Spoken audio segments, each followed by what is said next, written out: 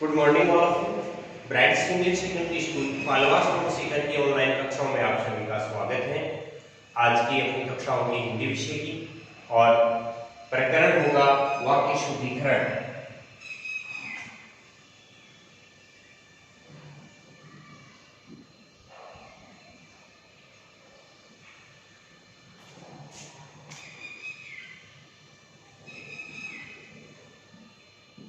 वाक्य शुद्धिकरण।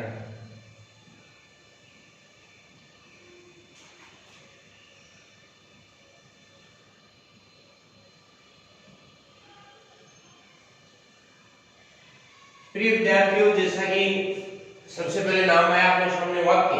वाक्य किसे कहते हैं, इसका आपको पहले ध्यान होना चाहिए कि वाक्य क्या है। वाक्य एक सार्थक शब्दों का समूह है। वाक्य क्या है? सार्थक शब्दों का समूह है। वाक्य में सार्थक शब्दों का प्रयोग किया जाता है, लेकिन कई बार क्या होता है कि वाक्य में अनावश्यक शब्दों का प्रयोग कर दिया जाता है, या वाक्य में कर्ता के अनुसार लिंग का प्रयोग नहीं होता है, या वाक्य में कर्ता के अनुसार क्रिया का प्रयोग नहीं होता है, या वाक्य में कर्ता के अनुसार वचन का प्रयोग नहीं होता है, या किसी ऐसे अनर्थ या निर्थक शब्दों का प्रयोग कर दिया जाता है जिससे वाक्य में अशुद्धि हो जाती है। तो इस प्रकरण का अपन नाम अशुद्धि निराकरण भी रख सकते हैं। इस प्रकरण का नाम क्या रख सकते हैं? अशुद्धि निराकरण। अशुद्धि निराकरण। अब बात आती है वाक्य की। वाक्य कितने प्रकार के होते हैं? वाक्य 3 प्रकार के होते हैं, सरल वाक्य, संयुक्त वाक्य और मिश्र वाक्य। अब बताइए, आपके सामने वाक्य सरल वाक्य हो, चाहे संयुक्त वाक्य हो, चाहे मिश्र वाक्य हो, किसी भी प्रकार का कोई वाक्य है, उस वाक्य में आपको अशुद्धि की पहचान करनी है और अशुद्धि की पहचान करके उस वाक्य में अशुद्धि का निराकरण करना है। जैसे आपके सामने मैं एक सामान्य सा उदाहरण पेश करता हूं, जैसे राम बाजार जा रहा है। राम बाजार जा रहा है। अब इस वाक्य में किसी भी प्रकार की कोई अशुद्धि नहीं है, वाक्य एकदम सही है।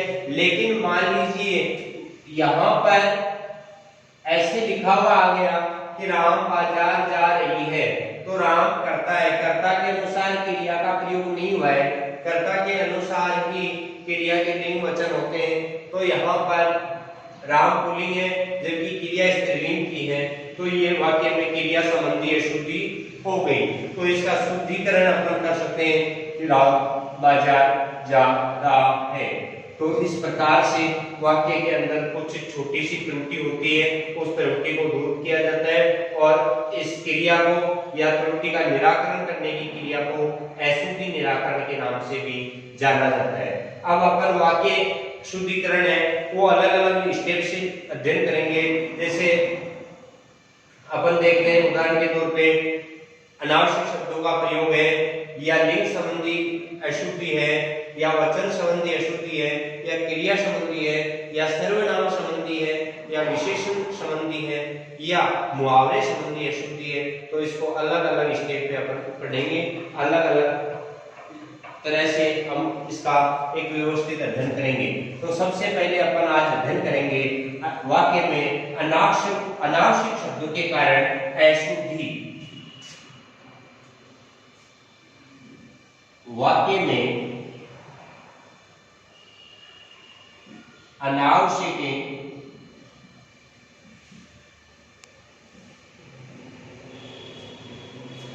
शब्दों के कारण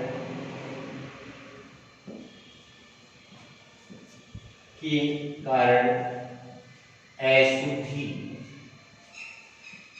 वाक्य में कई बार क्या होता है, अनावश्यक शब्दों का प्रयोग कर दिया जाता है और अनावश्यक शब्दों के प्रयोग कर दिए जाने से वाक्य में अशुद्धि हो जाती है।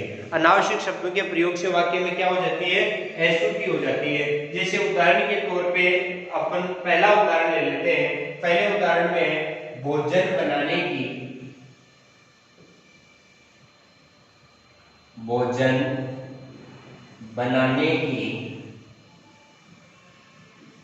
व्यवस्था का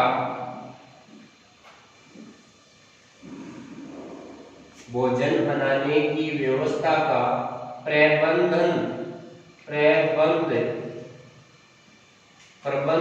करें। अब यहाँ पर देखने से आपको लग रहा है सामान्य तौर पे कि वाक्य एकदम सही है, लेकिन वाक्य सही नहीं है। वाक्य में अनावश्यक शब्दों का प्रयोग किया गया है। जैसे इस वाक्य को दोबारा अपन पढ़ेंगे ध्यान लगा के, भोजन बनाने की व्यवस्था का प्रबंध करें। तो इस वाक्य को ऐसे न बोल करके दो तरह से बोला जा सकता है कि भोजन बनाने की व्यवस्था करें या भोजन बनाने का प्रबंध करें। तो यहाँ पर इन दोनों में से एक को उठाया जा सकता है, इन दोनों में से एक को उठाया जा सकता है। तो इसका शुद्धिकरण अपन कर सकते हैं या शुद्ध रूप इसका लिख सकते हैं कि भोजन बनाने की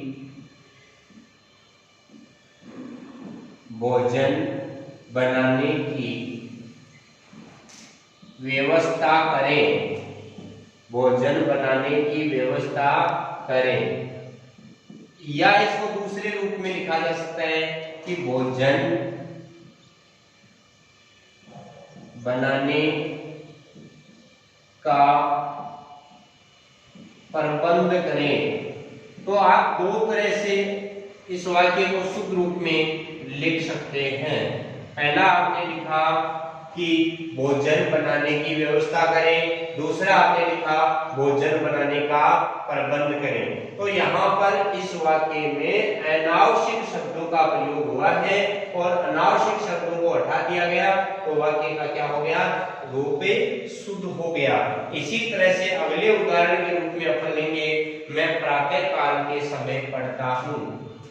दूसरे उदाहरण के रूप में है, मैं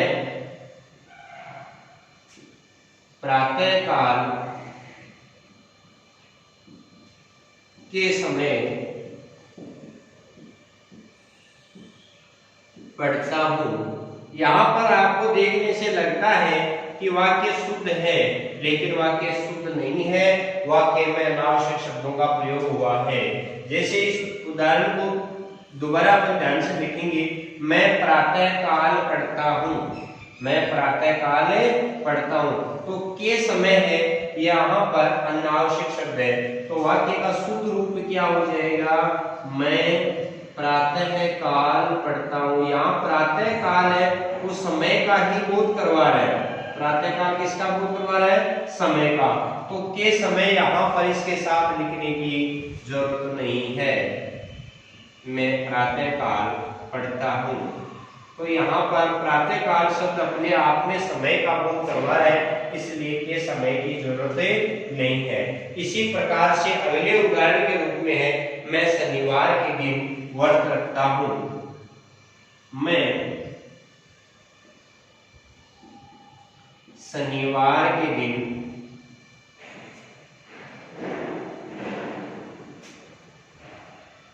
व्रत रखता हूँ, उपवास रखता हूँ या व्रत रखता हूँ। अब यहाँ पर आपको देखने से लग रहा है कि वाक्य एकदम सही है, लेकिन वाक्य सही नहीं है। वाक्य में अनावश्यक शब्द का प्रयोग हुआ है और अनावश्यक शब्द है के दिन, यानी यहाँ शनिवार है वो दिन का ही बोध करवा रहा है। तो यहाँ इसका शुद्ध रूप हो जाएगा, मैं शनिवार को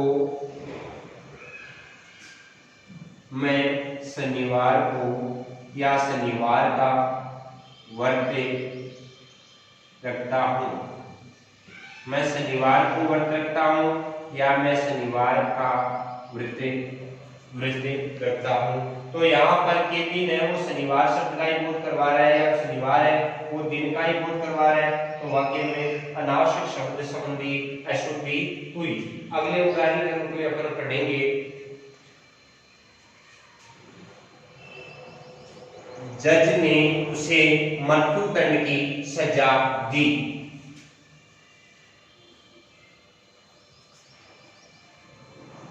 जज ने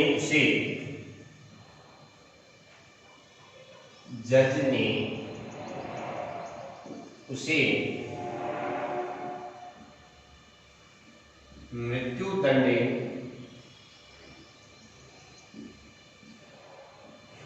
की सजा दी। अब कहने का तात्पर्य ये कि वाक्य को आप देख रहे हैं तो वाक्य आपको एकदम सही सा लगा है, लेकिन वाक्य सही नहीं है, वाक्य में अशुद्धि है। और वाक्य में अशुद्धि इसको ध्यान से पढ़ने पर ही पता चलता है, ध्यान से पढ़ने पर ही पता चलता है कि वाक्य में अशुद्धि कहाँ है। जज ने उसे मृत्युदंड दिया, जज ने उसे मृत्युदंड दिया। मृत्युदंड शब्द अपने आप में एक सजा है, मृत्युदंड शब्द अपने आप में क्या है, सजा है। तो यहाँ पर सजा शब्द की जरूरत नहीं है, सजा शब्द है वो अनावश्यक शब्द है।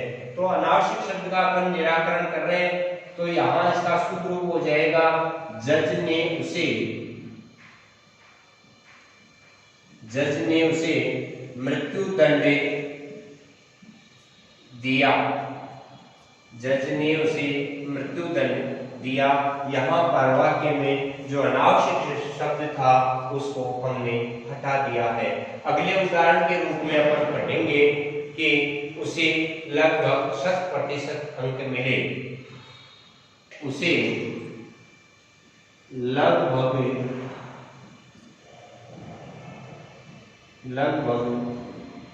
100%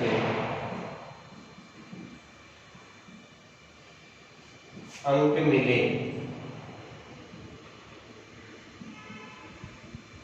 उसे लगभग 100% अंक मिले। देखने से वाक्य सही लग रहा है, वाक्य में किसी प्रकार की आपको कोई अशुद्धि दिखाई नहीं दे रही है, लेकिन फिर भी इस वाक्य में अशुद्धि है। और इस वाक्य का शुद्ध रूप अपन जानते हैं कि जब प्रतिशत की बात आती है तो वहां पर लगभग शब्द है वो हटा दिया जाता है, या लगभग शब्द का प्रयोग नहीं किया जाता। तो इस वाक्य का शुद्ध रूप हो जाएगा उसे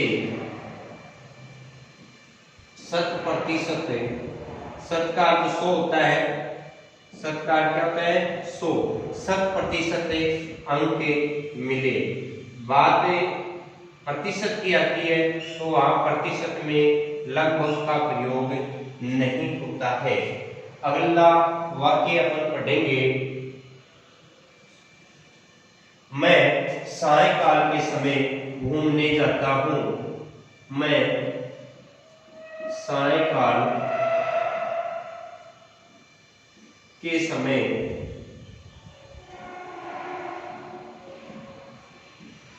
घूमने जाता हूं, मैं सायंकाल के समय घूमने जाता हूं। कहने का तात्पर्य यह है कि वह शाम को घूमने के लिए जाता है, लेकिन यहाँ सायंकाल और के समय दोनों का प्रयोग हुआ है। तो सायंकाल शब्द है वो अपने आप में समय का बोध करवा रहा है, सायंकाल है वो अपने आप में समय का बोध करवा रहा है। तो इसका शुद्ध रूप हो जाएगा मैं सायंकाल, सायंकाल का तात्पर्य शाम का समय, मैं सायंकाल घूमने जाता हूं, मैं सायंकाल घूमने जाता हूं। तो यहाँ पर सायंकाल शब्द वो समय का बोध करवा रहा है, इसलिए के समय यहाँ अनावश्यक शब्द के रूप में इसका प्रयोग अपन नहीं करेंगे और ये वाक्य का शुद्ध रूप हो गया। अगला वाक्य है, सारी दुनिया भर में यह बात फैल गई, सारी दुनिया भर में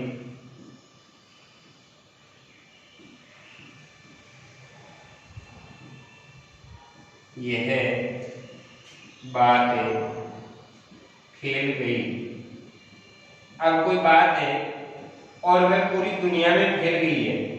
अब उस वाक्य में सारी दुनिया भर में यह बात फैल गई, तो यहाँ पर सारी दुनिया भर में या तो सारी का प्रयोग करो या भर का प्रयोग करो, इन दोनों में से एक का ही प्रयोग होगा तो वाक्य का शुद्ध रूप हो जाएगा सारी दुनिया में यह बात फैल गई, सारी दुनिया में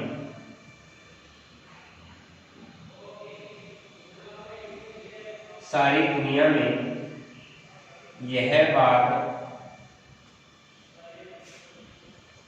फैल गई।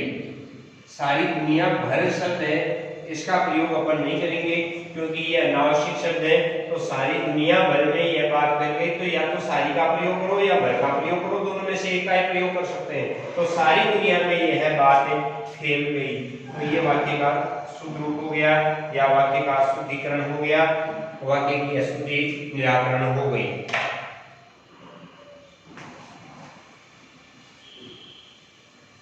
बच्चों इनको बार बार अभ्यास करने से आपको जल्दी समझ में आएगा। अगर आप बार बार अभ्यास नहीं करेंगे तो आप इसमें पहचान नहीं कर पाओगे कि वाक्य में अशुद्धि कहाँ है। बार बार अभ्यास करने से ही आपके समझ में आएगा। इसमें आपको रटने की कोई जरूरत नहीं है, केवल समझने की जरूरत है कि वाक्य में शब्दों का प्रयोग, वाक्य में शब्दों का संयोजन किस प्रकार से किया जाता है। अब है अगला उदाहरण, वह है विलाप करके, वह विलाप करके रोने लगी, रोने लगी। तो यहाँ पर आपको देखने से लग रहा है कि वाक्य एकदम सही है, लेकिन वाक्य सही नहीं है, वाक्य में अशुद्धि है। यहाँ पर विलाप और रोने दोनों शब्दों का प्रयोग किया गया है। तो यहाँ पर दोनों में से एक ही शब्द का प्रयोग होगा, चाहे आप विलाप का कर सकते हैं, चाहे आप रोने शब्द का प्रयोग कर सकते हैं। तो वाक्य का शुद्ध रूप क्या हो जाएगा,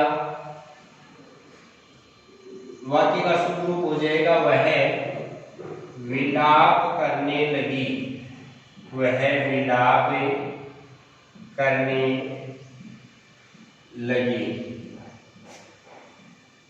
या इस वाक्य को अपन इस प्रकार से लिख सकते हैं, वह रोने लगी, वह रोने लगी। तो वाक्य को दोनों तरह से आप शुद्ध कर सकते हैं, लेकिन यहाँ पर एक ही शब्द का प्रयोग होगा, चाहे आप विलाप शब्द का प्रयोग कर लें, चाहे रोने शब्द का प्रयोग कर लें, और इस वाक्य का शुद्ध रूप हो जाएगा वह विलाप करने लगी या वह रोने लगी।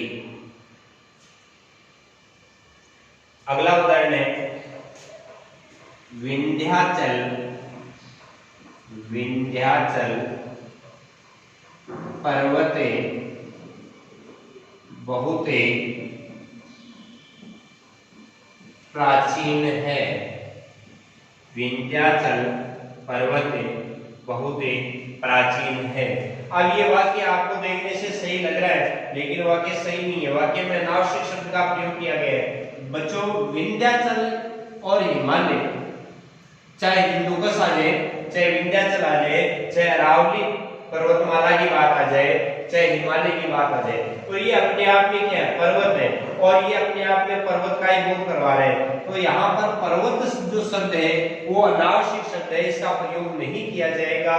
तो ये वाक्य का शुद्ध रूप हो जाएगा विंध्याचल,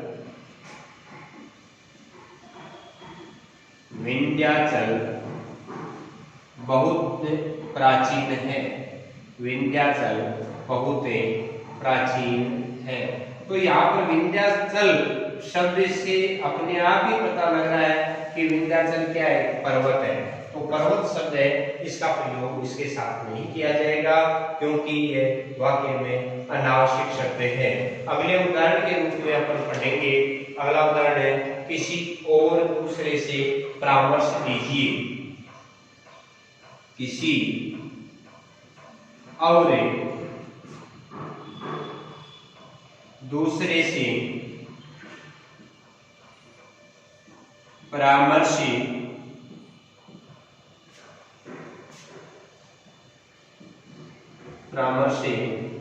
लीजिए, किसी और दूसरे से परामर्श लीजिए,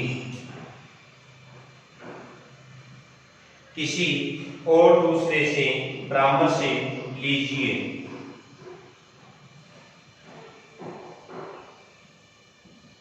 किसी और दूसरे से परामर्श लीजिए कहने का तात्पर्य है कि यहाँ पर वाक्य में आपको देखने से लग रहा है कि वाक्य शुद्ध है, लेकिन वाक्य में कोई न कोई अशुद्धि जरूर है, और वाक्य में अशुद्धि है अनावश्यक शब्द का प्रयोग।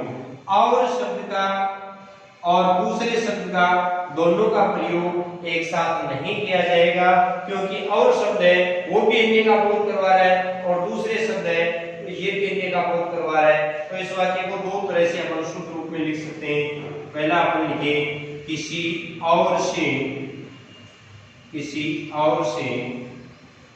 और कार्यान्य हो जाएगा, और से परामर्श लीजिए, किसी और से परामर्श लीजिए।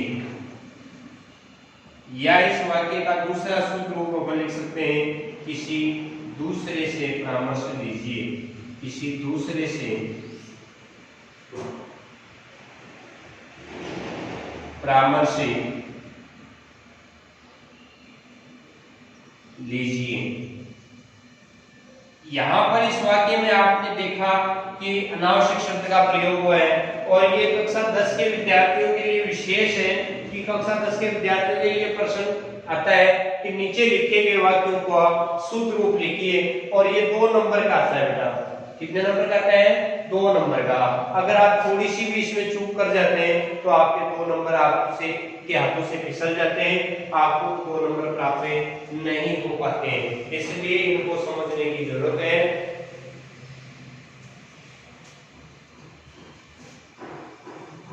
अगले उदाहरण के रूप में अपन पढ़ेंगे, वह बहुत सज्जन पुरुष है, वह बहुत सज्जन पुरुष है।